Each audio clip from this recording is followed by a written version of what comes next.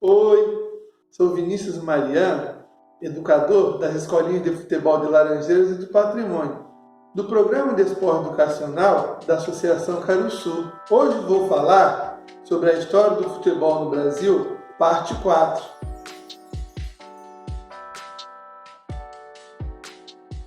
O futebol é o esporte mais popular do Brasil e sempre inspirou paixão em nós brasileiros. A primeira liga de futebol no Brasil foi fundada em 1901, na cidade de São Paulo, por Charles Miller, Hans Nobre e Antônio Casemiro, a Liga Paulista de Futebol. Em 1902, a Liga Paulista de Futebol organiza e realiza o primeiro Campeonato Paulista de Futebol, com a participação de 5 times, e teve como primeiro campeão o São Paulo Atlético Clube.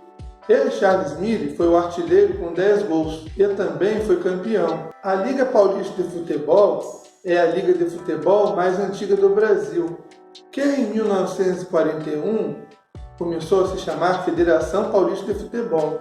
Em 1903, o alemão Georg Paul Hermann Friese, recém-chegado da Alemanha, também é considerado uma das figuras mais importantes do futebol paulista e um dos pioneiros do futebol brasileiro, pois no início ajudou como árbitro, jogador e treinador de futebol, mas conhecido como Hermann Friese, logo se afilia ao Esporte Clube Germânico e ganha bastante destaque pela sua excelente forma de jogar futebol, sendo artilheiro do Campeonato Paulista de Futebol de 1905, com 15 gols. Já em 1909, durante o Campeonato Paulista de Futebol, ganha destaque o jogador Arthur Friedenreich, do Esporte Clube Germânico, onde Arthur foi considerado o primeiro grande gênio do futebol brasileiro.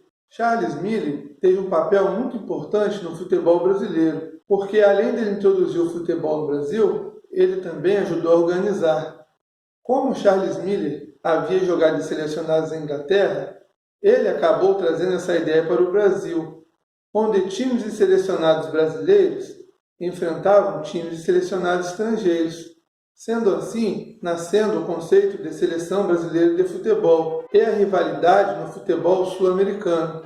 Então, no dia 9 de julho de 1908, na cidade do Rio de Janeiro, houve o primeiro jogo de futebol da história entre Brasil e Argentina, onde Charles Miller atuou como jogador e a Argentina venceu de 3-2. Porém, nem a Confederação Brasileira de Futebol, nem a FIFA consideram esse jogo como o primeiro jogo oficial da Seleção Brasileira de Futebol. O futebol, então, se enraizava no Brasil, com o surgimento de mais clubes de futebol e das federações de futebol. Os jogos aconteciam frequentemente.